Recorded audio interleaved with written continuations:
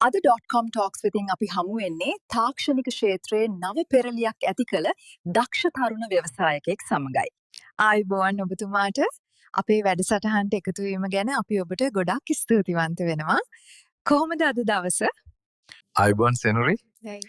මටත් ගොඩක් සතුටුයි අද මේ වගේ වටිනා වැඩසටහනකට සම්බන්ධ වෙලා මගේ අත්දැකීම් බෙදා ගන්න ලැබීම ගැන. ඔබ ඊටාම කුඩා වයසකදී ව්‍යාපාර ලෝකයට ආවේ. මේ වගේ ලොකු ගමනක් ආරම්භ කරන්න ඔබට ලැබුණු ප්‍රධානම මොටිවේෂන් එක මොකක්ද?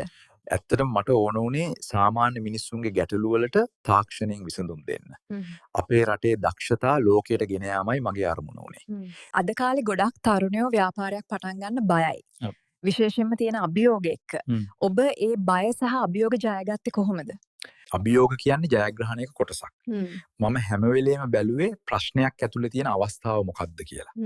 නිවැරදි සැලසුම තමයි රහස.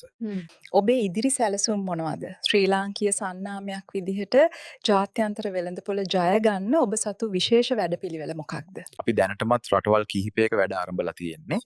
අපේ ඉලක්කය ලබන වසර වෙද්දී දකුණු ආසියාවේ ප්‍රමුඛතම තාක්ෂණික විසඳුම් සපයන්නා වීමයි. අවසාන වශයෙන් ව්‍යවසායකත්වය ගැන උනන්දු තරුණ පරපුරට සහ අලුතින්ම ව්‍යාපාරයක් පටන් ගන්න ඉන්න අයට ඔබ දෙන වැදගත්ම පණිවිඩය මොකක්ද? තමන්ගේ හැකියාව ගැන විශ්වාස කරන්න. අසාර්ථක වීම වලට බය නොවි අලුත් දේ ඉගෙන ගන්න.